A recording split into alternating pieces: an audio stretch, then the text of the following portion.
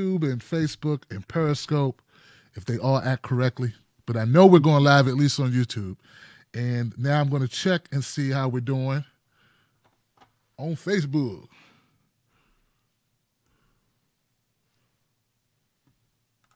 Okay, we're now going live on Facebook. We're looking good. Looking good, Mike. Looking good.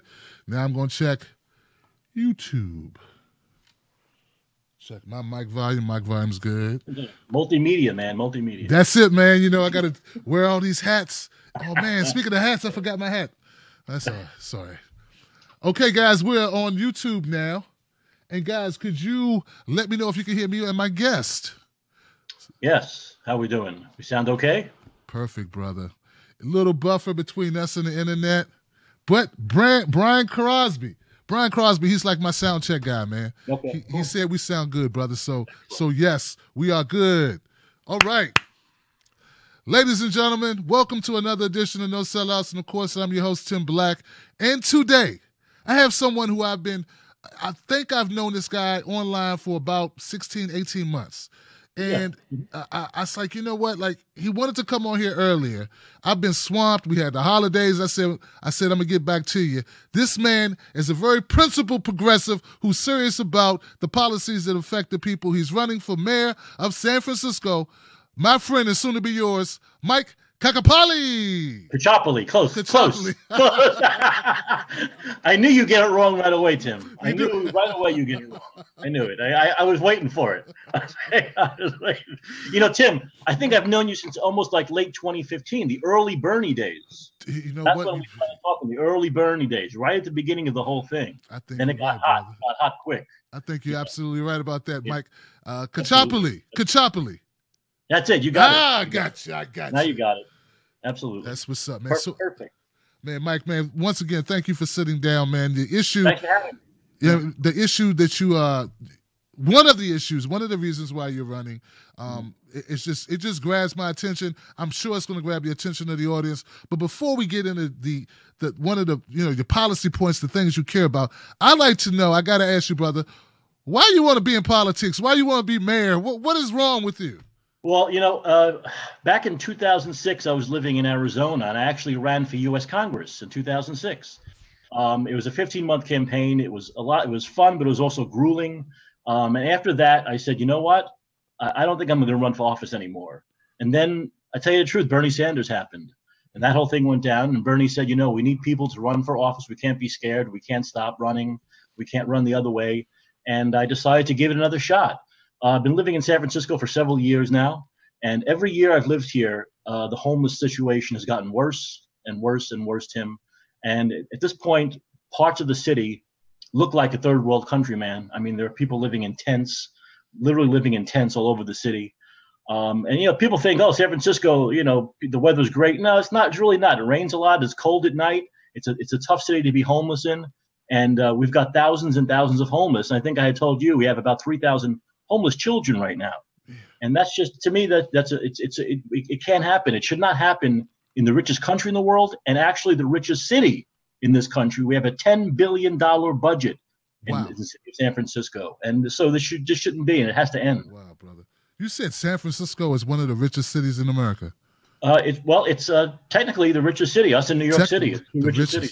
Wow, man! Yeah. Wow, I didn't know that, man. So yeah, you would think that a city with the most money would treat its homeless people the best, or either help them transition out of being homeless into a secure place to live. Right. So from Arizona to San Francisco, and then Bernie kind of inspired you, and you said, you know what, I got to give this a try, man. Absolutely. I said I have to give this a try, and I felt like we've talked. You and I have talked about this. I've heard you talk about it. We've been doing it for 2 years now, talking about establishment politics and centrist politics and centrist neoliberal Democrats. And they really have hurt this city. People who consider themselves liberal, but are very much part of the corporate capitalist establishment, and they've really hurt this city. With 3%, only 3% of the city's budget, 3% is spent on the homeless. Think about that. Where the homeless is probably one of the biggest issues, not the biggest issue facing this city now. Only 3% of the city's $10 billion budget is spent on it. That can't be. Now, look. It's not all about money. We know that, but we have to spend more money. That's part of it. but another part is not wasting the money, using it in useful ways, using it for affordable housing and free quality public housing. You know, when you walk in the street, you see people living in these tents. You say, what we really need at least is a real emergency plan right now to get these people out of these tents and into some kind of temporary housing. And we have people in the city who have great activists who are working on temporary shelters. These are kind of like little homes, little pods that we can at least put people in temporarily while we work on getting the affordable housing and the public housing going, if we had the right mayor in City Hall. And even on that, the city has blocked them. The city has prevented, there's been no discourse on it. The city's not willing to give them any money or any space to build these things. Meanwhile, up in Seattle, they've been very accommodating. The government there has helped. But here in San Francisco, once again, richest city, biggest problem probably in the country with homelessness, and the city's done nothing to help, and this has to end. And it's only going to end once we start getting progressives in City Hall. That's when it'll start ending. Well, let me ask you, Mike, man, what's the current mayor's excuse for not doing more to assist this issue? Let me give you a little bit of background. Now, I think I might have told you this, but I've been running since June. Now, I was running for the November 19 general election. But what happened just before Christmas was our mayor passed away suddenly. Ed Lee died suddenly. So they're having a special election now in June, and that's just to finish out his remaining months. And then there'll be another election next year. Unfortunately, this is the way it works. So there are going to be 2 elections in about 15 months. So the thing about Ed Lee is, you know, for 7 years he was mayor here, and it's not just him. It's Gavin Newsom before him and Willie Brown before him. So we're talking about 30 years, 3 decades of this capitalist mentality. And I think that's the problem here. I don't think anything's going to really end here until we have a radical change and an anti-capitalist mayor, which we've really, in the last 30 years, we've had these capitalist centrist Democrats who just won't take the phone calls of the people who are working on these things. I mean, I know community activists who try to make contact with them, who try to have discourse, and they just don't return they don't do the basic thing of returning their phone calls. I mean, where can you go from that? And so if you ask me why they don't return the phone calls, we've tried to figure out why they don't want to help, why they don't want to get, you know, you would think it would be a real coup for any mayor to say, look, I ended homelessness in San Francisco. And there's a way to do it, but the last 3 mayors just haven't done it, period. Right. Man, that's horrible, man. I don't, you know, like, if, you know, I always feel like if you don't take care of the most vulnerable people in your society, you don't really have a society that's humane. Right. Absolutely. So that's how I look at it, you know. And when you say, I don't know what, I don't really care what parties the mayors are from that you listed. They sounded like Newsom. You said Gavin Newsom. That's a Democrat. Absolutely, of course. Okay. Oh yeah. Well, Every mayor in San Francisco has been a Democrat. Okay. So very Democrat. Okay. Yeah. It's a Democratic controlled city, but it's what I like to say is it's a capitalist controlled city. So, but that's basically what it comes down to. Got you. So it's a neoliberal Democrat, corporatecrat, the Democrats, the one I hate the most. Exactly. The ones that appear that they are there for the people, but they're there for big money interests and just trying to support the oligarchs and keep the money coming in from the donors, man. Oh, and I should have asked you this earlier. So I don't think I've ever had a Mario candidate on the show before. Mm-hmm. So I don't understand the process. Are there a lot of impediments for you running? First of all, how are you running? Are you running as any party, non-affiliated, or how are you running? Thanks for asking. Because I want to clear this. It's kind of a little bit confusing for people. I want to kind of clear it up here. Okay. To run for mayor, let's say, but when I ran for U.S. Congress in Arizona in 2006, they have a system which I think is very democratic there, which is you have to get. I'm sure you've seen people do this. Get signatures. You have to get signatures. You get a certain amount of signatures, you're on the ballot. You don't, you're not on the ballot. There's no buying your way on. There's no fee. Unfortunately, here in San Francisco, we have the very undemocratic way of doing it, which is you need to either get 13,000 signatures. Think about that number, 13,000 signatures. Now, you only need 2,000 signatures to run for Congress, but you need 11,000 more signatures to run for mayor. If that makes any sense to you, it doesn't make any sense to me. And if you don't get those signatures, you have to pay $7,000. It's a $7,000 buy-in fee to be on the ballot. Now, who does this favor, Tim? Who does paying the money favor? Corporate rich. Yeah. Corporate candidates who can take it out of their back pocket like it's $10 and pay it. So When I was initially running for the 2019 election, I had plenty of time to play their game and get the money together to have my name printed on the ballot. But for this June election, because it's so quick, I'm going to have to run as an official write-in, which is fine. I have no problem with that.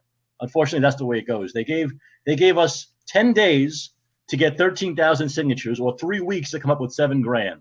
That was the deal for the June election. So unfortunately, I'm a grassroots candidate. I'm a true grassroots progressive candidate. I don't have a lot of money. I've never made a lot of money. So I'm going to have to run as an official write-in for June. And then if we don't win, I'll be on that ballot in 2019. Yeah, but I look at it may actually be a bonus because your name recognition can grow. You have more time to campaign. Absolutely. You know what I mean? And it's still, and people will be aware what's going on before time because of the special election.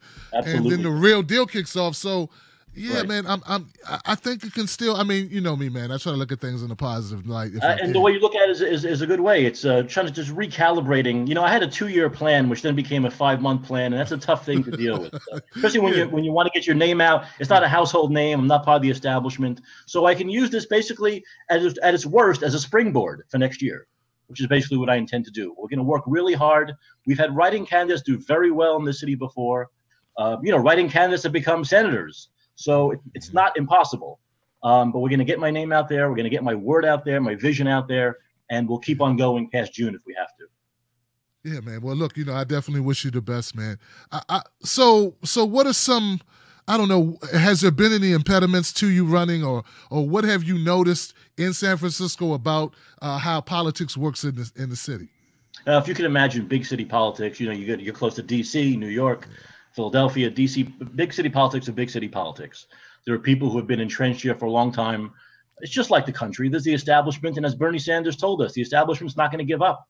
They're not going to give up with 1 loss or 2 losses or 3 losses. They're not going to give up. They're going to keep coming at us, and we have to fight them. So when you talk about big city politics, you're talking about big city democratic corporate politics, and we have progressives now who are starting to run the city, and we're going to have to fight tough. We're going to have to fight hard. We are. We're going to have to beat the streets, go out there. We're going to have to go to all the clubs and talk, and we're going to have to stand in front of the muni stations and the bar stations and hand out pamphlets and tell people about us. And that's what we're going to have to do. But that's what we're going to do. We're going to get the word out that until a true progressivist is in that mayor's office in City Hall, things aren't going to change here. They're only going to get worse.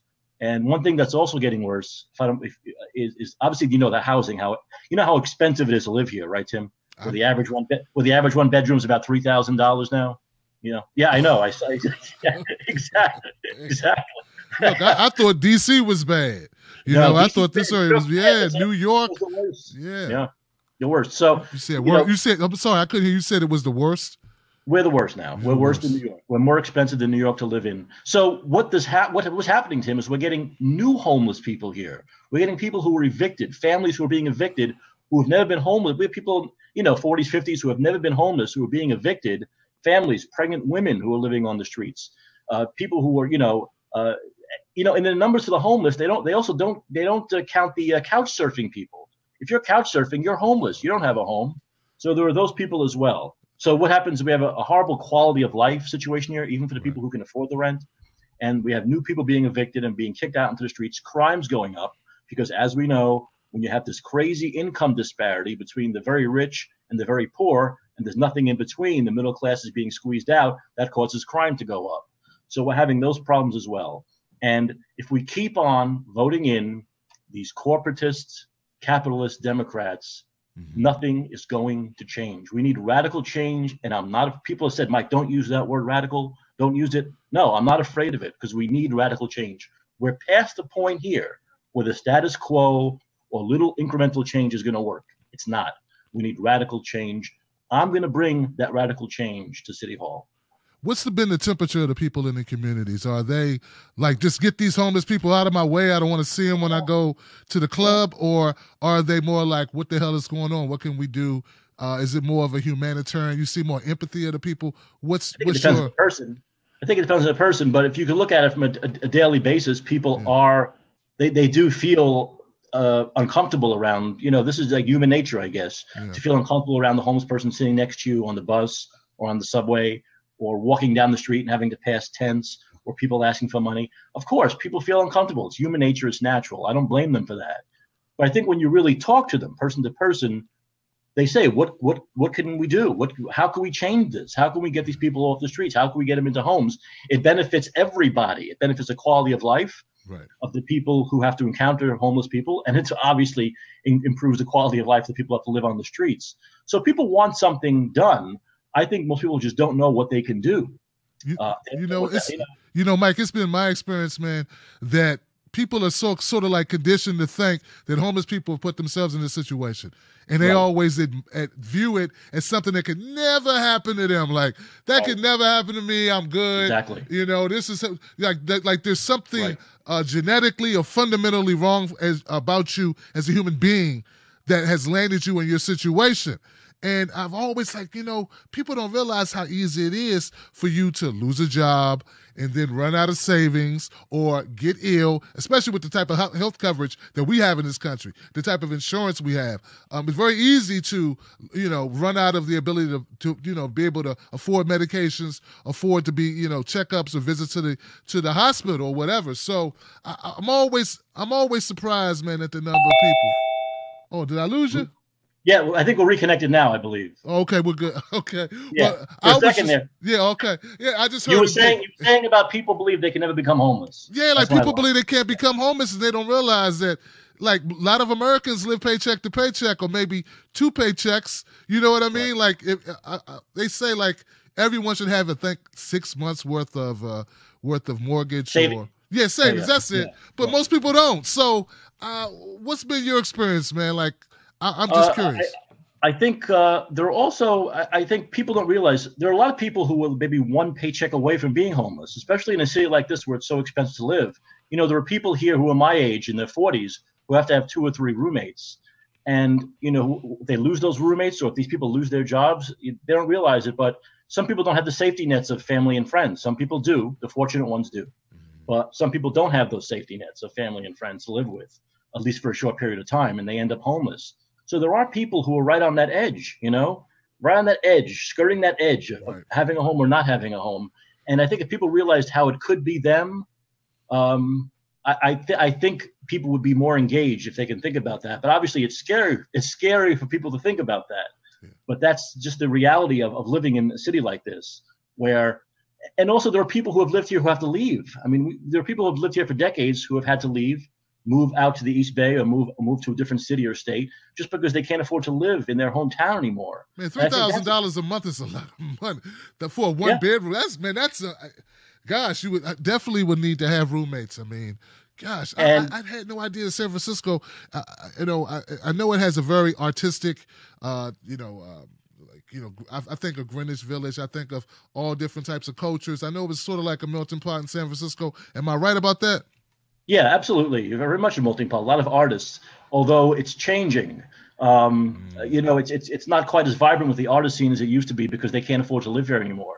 There was a time when people could come to San Francisco and not make a lot of money and find a way to get by being an artist. But those days are really over, Tim. They really are over. Unless you're a very high-end artist and you make a lot of money, it's just not a possibility anymore. And that takes away another thing: the culture from the city. The culture here is dying. I also want to be a mayor for the small businesses. Small business here are closing all the time. I mean, I often go to an establishment that I like to frequent and it's gone. One day it's there, the next day it's not. People are experiencing that all the time. We call it vanishing San Francisco, where things just go away. Coffee shops that have been around for years that are gone. The small mom and pop places that can't make it anymore because the landlords jack up the rents and end up, it becomes what it's become. It becomes a supermarket, or it becomes a drugstore or a bank or a very high-end restaurant. That's what happens. So I want to be the mayor for small businesses so small businesses can remain here. We have these tech industries here, as you know. This is the big tech industry city. And I think one thing we've done in the past is we've given the tech industry too many tax breaks, like the very famous Twitter tax break. It should be the opposite. They should be paying more. They're making billions of dollars in this city, off the backs of this city. They want to be here. They should give more back. As mayor, I want to go to the tech companies, to the bosses, to the CEOs, to the owners and say, look, we want you here. I don't want you to leave. Right. I'm not against you being here, but give back more so we can get people off the streets, so we can build affordable housing, so we can build public housing.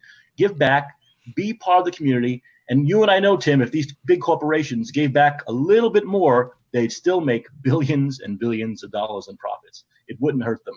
I believe if the mayor stood up to them, instead of giving them tax breaks, they could be part of the solution here. Yeah, I was just listening. I just covered today on the coffee show. I talked about how Walmart decided to finally give its employees $11 an hour. And, you know, and as I dug a little deeper, I found out part of the reason why they did that, Mike, was because Target gave their employees $11 an hour like 3 months ago. So, is that right? Yeah. To be competitive, right? To be competitive. That's all it is, you know. But that's something the market, you know, the market can push, you know, push others to do the right thing. But I don't want to count on the market to do it.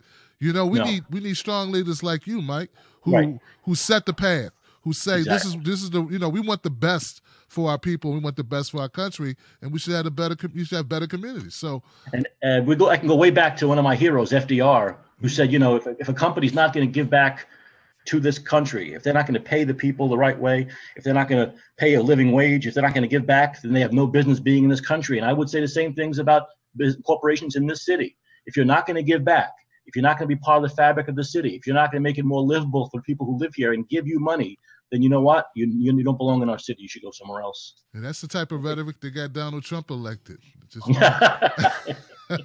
You know, you have to stay. Sometimes you have to stand up to the big guys and say, look, let's work together. Yeah. You want to be here. You're making a big profit here, but we have a lot of problems that you need to be part of the solution. And I think if the mayor did that, I really do think that these corporations would give back more. And we need to through legislation, we need to get rid of these tax breaks for them. They should not be getting tax breaks. They shouldn't. And the Twitter tax break has really yeah. Please, you know what, Mike? You know what? Look, I need to know exactly what you mean by the Twitter tax break, because you first mentioned that. I was going to stop you and say, please explain. Well, you know what? Right. Please explain, Mike. What's that Twitter tax break you keep referring to? Well, a few years back, the Board of Supervisors here decided to, and these are some very progressive members of the Board of Supervisors, one who's running for mayor now, decided to give the Twitter a tax break as an incentive to be in the city.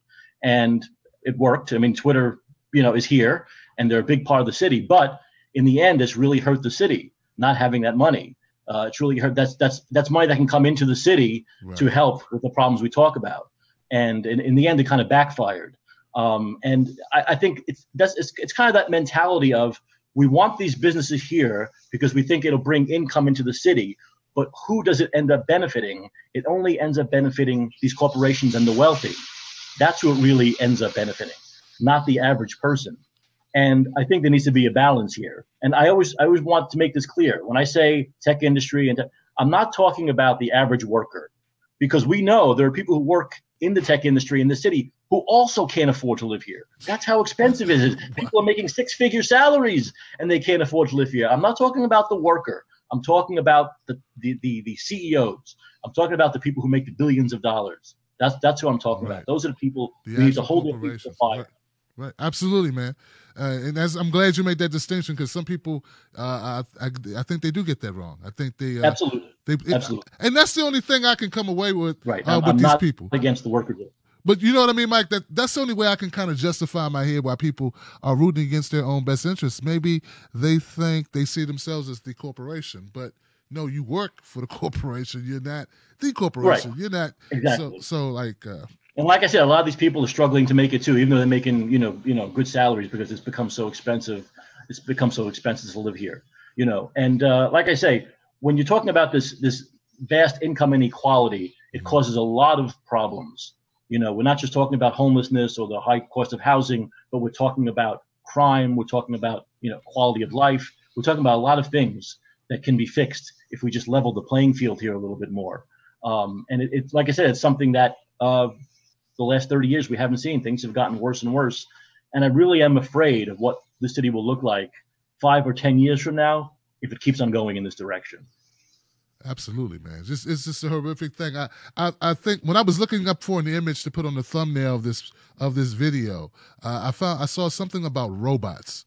Are they using something about streets and sweeps, or could you Yes. could you This please is go on? terrible. Yeah, please explain that for me, This Mike. is terrible. Yeah, there's well, yes. I mean, this is part of, I guess, living in the tech world in a tech city. It's these robots are supposed to be used for like extra security, like in malls and stuff, to sweep the parking lot, see if anything's going on, or see if anyone's stealing anything.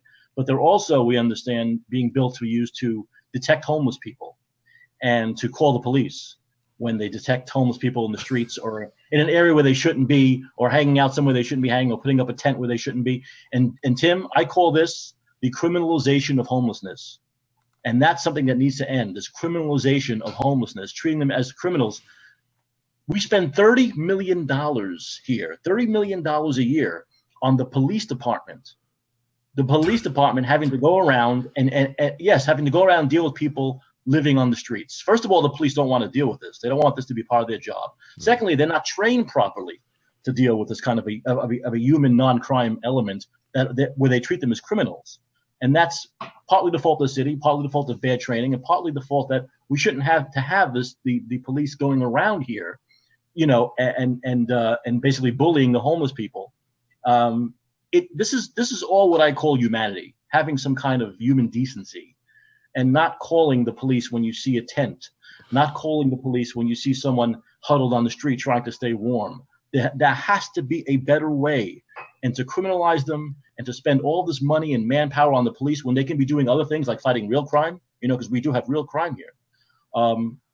It creates a lot of problems, and, you know, then it creates problems with police overreach and police brutality issues and a whole host of issues that you've talked about many times on this show nationally. It's also been a problem here in San Francisco with the problem of police overreach and not knowing how to deal with a human being who might be a little bit on edge or mentally disturbed. Right. We need to put more money into mental health. We don't have the mental health facilities here. We need to put more money into mental health clinics to help people who end up on the streets. And what ends up happening often is people end up, for lack of a better word, but, you know, losing their sanity. They lose their sanity living on the streets. You can't sleep. People are worried about being beat up. Women are worried about being raped. People have their stuff stolen from them. So it's a whole culture that really, if we all got together and put our minds to it and wanted to end this problem, we could do it. We have the ideas, we have the money, but the leadership has been lacking. It's just simply been a lack of leadership at the top. Man, I definitely agree with you, Mike. I think that anyone who has to deal with the type of stress of living on the street, that would lead to post-traumatic stress disorder. It's just too Absolutely. much, you know, and we take it for granted that we don't have to live under those conditions and try to mentally focus it. And if you have a family, like, and people got to remember, there's whole families living on the streets. Yes. I remember hearing something about San Francisco and their like prison population, like disparities in prisons. How much of that impacts the mayor or mayor has an impact? I don't think it's a problem. It's really a problem in San Francisco. Okay. I think if you're looking at California as a whole, hey, look, we've talked about this in the past. It's just the whole country. Yes, we have a problem with profit prisons, right? For-profit prison systems. But these issues, like we talk about issues where you say, is it a mayor's issue? Well, is healthcare a mayor's issue? Not really, but it's a federal issue. We know that the state of California is trying to get a Medicare for all healthcare system going. And while the mayor of San Francisco might not have any direct input into this, the mayor of San Francisco has a bully pulpit in City Hall he or she could use to get these issues out, to maybe push politicians to do the right thing.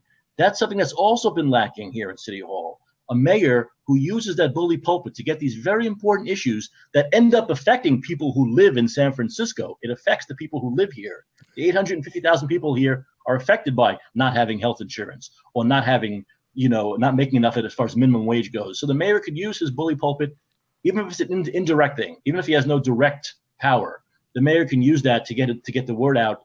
And I have to give Bill de Blasio New York credit. We've seen him do that. We've seen him use his bully pulpit as mayor of New York City to talk about Medicare for all, to talk about things like minimum wage, things that he might not have any direct impact with, but we need to bring that to San Francisco. The mayor here needs to use his bully pulpit to get these state and national issues rolling.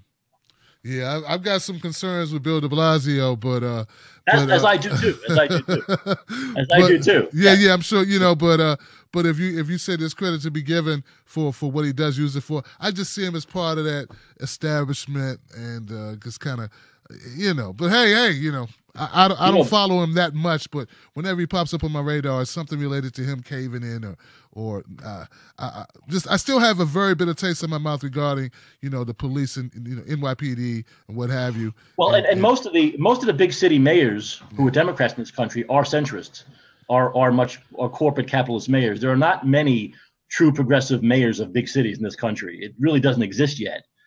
But maybe San Francisco can be the first, man, right? Yeah, that's what I was thinking. That's what I'm saying. I'm not saying that I don't believe that you would try to have an impact. I just don't know exactly the function. When I think Mayor Mike, I think stop signs. I think what we're gonna do with the public schools. I think roads. I think after school programs. I think things very locally, like all the things that touch your everyday life. And then I start thinking, well, some of these institutions like prisons, hospitals, like that might be under the governance of the governor. Right. Yeah, but we are talking about the issues of homelessness, housing, crime, income inequality here, stuff that the mayor obviously has a very direct impact on. That the mayor can push the board of supervisors to get their act together. We've had progressive board of supervisor members. We have had that. We've never had a progressive in the mayor's office, and so they've always had to kind of, between the progressives who were in office here and with the community activists, there's always been that friction with the mayor's office, right? There's always been that fight back, that constant fight back, which wastes time and wastes energy and wastes money. Right. And if we had a true progressive in City Hall and the mayor's office, that wouldn't happen. Things would go a lot smoother because the progressives would have an ally at the top. And that's something we've never had. We've never had an ally at the top. And that's hurt the city. It really has.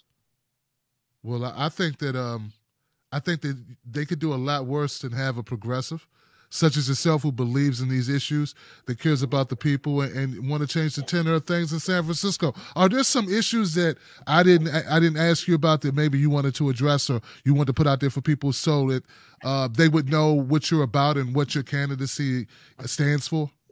Right. I think when I talk about radical change, that's what I'm about. I'm not about incremental change. So while we've had politicians talk the talk about homelessness and housing and everything in the past, they haven't walked the walk.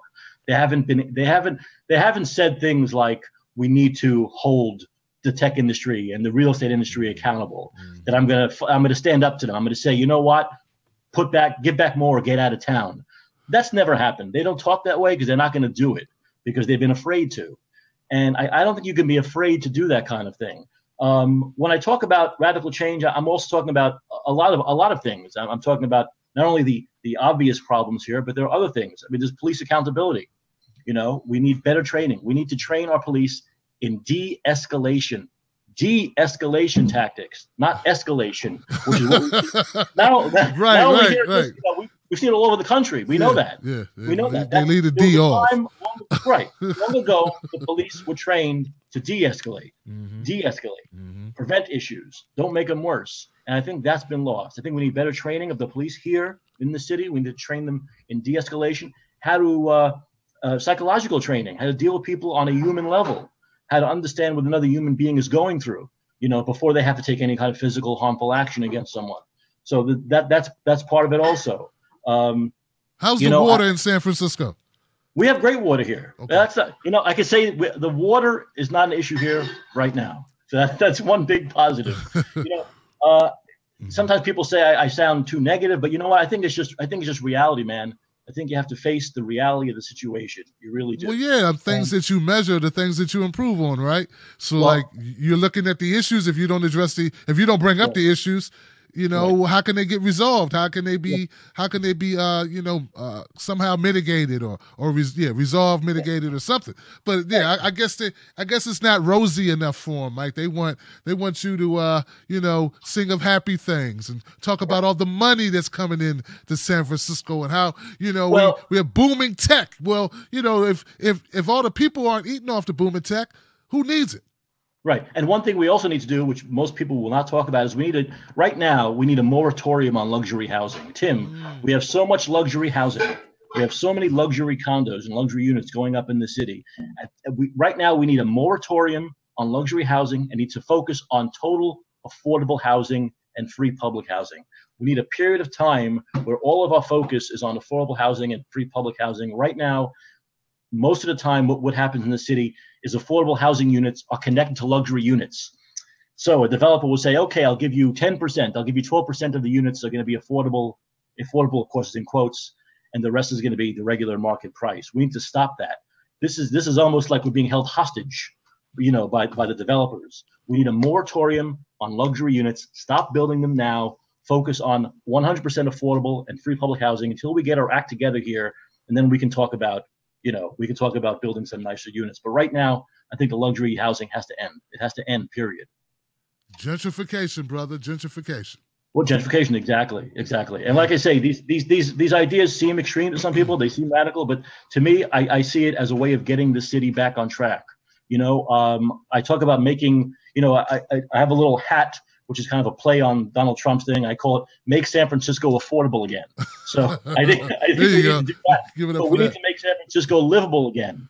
We need to do that as well. And I think at some point, someone has to say, you know what, enough is enough. And we do need radical change in the city to bring it back. I mean, or things are just going to get worse. Things are just going to get worse. There's going to be no visible change here, until we have that leadership that says there are certain things that just we have to do.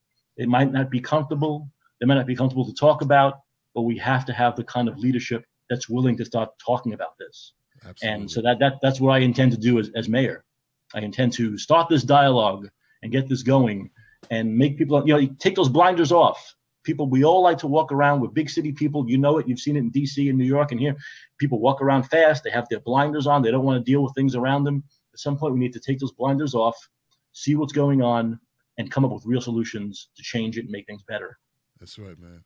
I think San Francisco, like many other cities that are booming, that attract a certain level of opulence and people of high wage earners, I think it's going to require a little bit more empathy on those people's behalf, and then realize that we all need to rise. They always talk about raising all boats.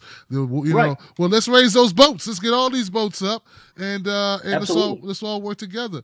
Mike, if everyone that's making big money in this city, all these corporations, if they all just gave back a little bit more, if they took a little bit less each, things would really help. If we all pitched in, it's basically what you're saying. Yeah. If everyone pitched in a little bit more, things would change so quickly and here. You know what? Sometimes it's not even that, Mike. It's like you said, only 3% is being allocated for that. So if we diverted some of the funding that's already present to this issue, maybe we would mitigate that issue somewhat. And we talk about this for healthcare, don't we? Where healthcare is a human right. Well, to me, healthcare is a human right, and housing, having a roof over your head, is a human right also. And you said the richest city in America, Absolutely. In the richest country in the existence of the world. Right. We have Absolutely. this as well. Man, Absolutely. Mike, man, it was really great sitting down with you, brother. Tell my audience where to go to find out more information about your run. I think I've made it pretty obvious that I'm a grassroots progressive candidate. So there's no corporate money going on here. There never will be any kind of corporate money or big money. So I need people to go to Mike4, that's the number 4, sfmayor.com. Mike, the number 4, sfmayor.com. You can see my platform there. I have my videos up there. Also, you can make a contribution, whatever you can. What's the contribution we want? How about those $27 Bernie Sanders contribution? Those $27. I love the 27 because I know it's all about people, thinking about Bernie Sanders and his movement, which is what we want to do. We want to bring that revolution to City Hall here. Keep that fire burning. Yeah, man. Yeah, bring the political revolution to City Hall in San Francisco. So please, Mike, the number 4, sfmayor.com. You can contribute. If you can't contribute, you can sign up for my newsletter, my mailing list. You can volunteer, whatever you want to do, whatever you can do, it's appreciated. Mike for SF Mayor. Got it. Exactly. .com. And also, what are you on Twitter, Mike? At Mike for SF Mayor. Yeah. They can. I have a couple of Twitter accounts. Mike for SF Mayor or at Caccioppoli Mike.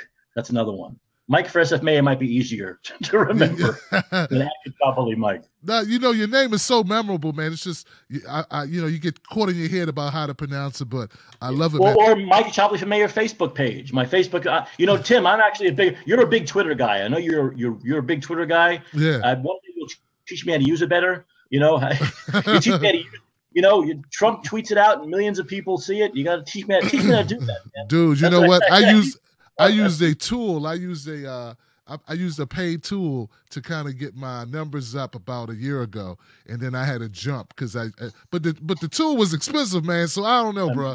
Yeah, it was like $50 a month. I was like, God, but I needed help, brother. I tried to get the word out. Right. But you might be able to, you might want to look into it, man. I know you were just joking, but maybe if I could help, I'll send you the name of that because it really did help me, brother, reach more people. And considering, I think that San Francisco really needs you, you might want to invest in that. Absolutely. Social media is, social media is where it's at for the grassroots progressive candidates. We're not going to be on Morning Joe, man. We're not going to be on CNN. Yeah. So this is the place we're going to get it done. Yeah, I was just wondering, real quick, Mike. Do they hold debates for mayoral candidates? They usually do, but once again, we face the same problems that were faced like by Jill Stein during the presidential election, where they don't put you in the polls, you don't get a certain amount in the polls, they don't put you in. It's the same thing, man. It's the same thing that helps the establishment candidates and hurts the grassroots candidates. So I would not hold my breath about being in any debates, but you never know what's going to happen. But what we try to do here is we'll try to get some the progressive candidates together and do our own progressive forums. I'll try to do town halls. People can come and ask me questions. Make some noise, Mike. Piss them off. Make some noise, Mike. Piss them all off and get some ink. Right. Just, you know what I mean? Exactly. Margaret Flowers, she's with the Green Party in Maryland, and she's always staging some type of activism that tries to get some type of media coverage locally to kind of push the message forward, man. Because you're right, I really appreciate people like you and H.A. Goodman who you get the word out, real progressive people out there in social media who are willing to help us and willing to give us a voice. And that's really, really appreciated because without you guys, we wouldn't have it. Yeah, man. When it comes to propaganda, H.A. and I are cold-blooded. Cold-blooded. All right, Mike, man. It was great talking to you, man. Thank you for your patience. I know you've been saying like, Tim, come on, man. Hello. Well, look, man, I finally got it done, and I'm glad I did, brother. You seem like a good guy. You seem like you're coming from a decent, sincere, honest place, brother, and we need more of that. So thank you, man. I appreciate it. I appreciate you. All right, guys, that's it, man. Go to Mike4SFMayor.com. Mike4SFMayor.com, guys. Find him on Facebook, find him on Twitter. Can't be that hard to find. And look, find me and look who I'm following because I'm following this guy. All right? Thank you, Tim. You got Appreciate it. No doubt, guys. I'll see you guys tomorrow for Coffee with Tim Black. Black Word today, and then Freedom Friday. Peace. All right. Hey, man, great job, Mike. Thank you. Impressive, brother. Impressive. We're still live, and we are done. Ending now.